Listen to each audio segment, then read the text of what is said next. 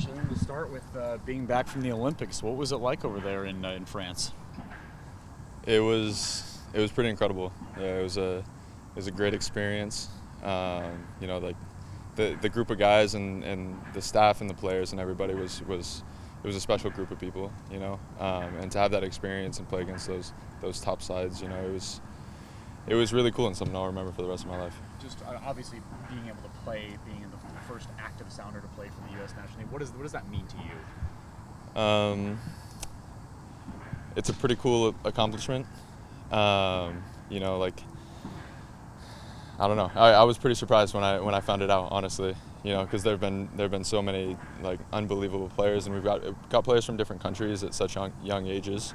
So to be the first to fulfill that achievement is pretty special to me, and I really hope there's far more to come. So yeah. Can you kind of walk us through the way you were told, and then obviously there was injury that got you onto the field, but I mean, was there kind of walk through, I guess, the process of it, of being able, getting the call, and then playing? Because I mean, going from an alternate, I'm imagining, to actually knowing that you're going to be on the roster to play is a different feel. Yeah. I mean, getting called in as an alternate didn't really mean much to me.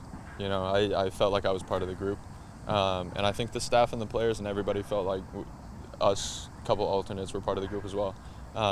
We were treated no differently than anybody else. Everyone was very together and very unified in that sense.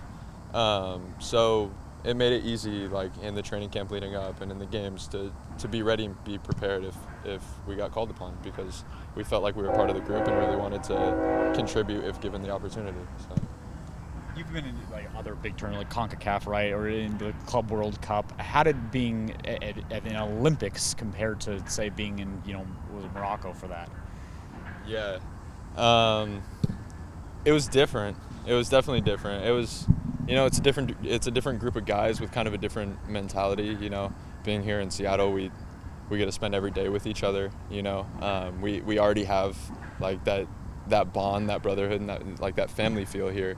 And it's kind of just like in those tournaments, you have to kind of increase that, and I think we're able to here in Seattle, but it's harder with a group like that isn't together every single day.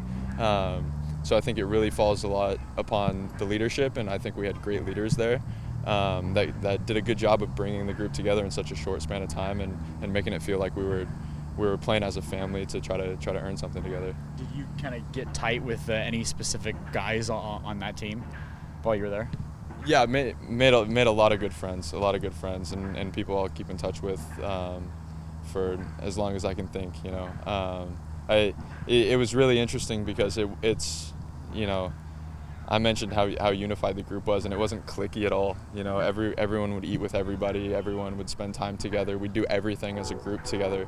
And I think it really helped to make everyone feel like each person on that team and in that group was part of the same group and pushing towards the same goal. Yeah. Was there any feedback as far as your performance, or what your future might look like with the team or with U.S. basketball? Sorry. Not too much. Goodbyes were brief. Because it kind of all happened fast. Like we were making preparations for the rest of the tournament and everything. It's like if we got through that game, we would have been there through the rest of it to the medal rounds. So to lose that game, it was kind of like, oh shoot, now we got to go home, right? So the flights were in the morning the next day. We had meetings. We said our goodbyes, and it was more like, thank you for the experience. Like thank you for everything you did, more than it was like breaking down like how your performance was and things like that. Will you have that? Will they reach out later? I would imagine, yeah. I'd be interested to see what they say, but yeah, we'll see. Well, how did you feel? I felt good. Did you look back at your games or your film? Yeah, I watched the games back. It was kind of interesting. I mean, the Morocco game, at least, we're down 3-0 when I got on the field, so at that point it was more like, let's keep it here, with like 20 minutes left than anything. So it was more like keep possession and limit transitions more than it was like let's go and let's get 4 goals and come back into this game. So weird kind of different positions, but you know, I get experience in different situations like that, so I'll take it. And what do you kind of hope to bring then to this? I mean, as far as the Sounders, and Brian mentioned on the radio that you might get some minutes tomorrow. So, you know, what do you think that you could carry over? I think, I know I've brought it up a lot, but the positivity and like how unified the group was, I felt like that was really special. Even like little things like after drills, giving everyone high fives on your team, and like just like the little positive things that you can do to like uplift the group and keep us moving on the right track is something that I learned. Not necessarily that I learned is important, but like really got to understand the significance in it, especially when you're trying to win trophies. So. The red, white, and blue boots, are they old? Are they new? Are they a nod to USA? Red? I don't think so. They fit though, don't they?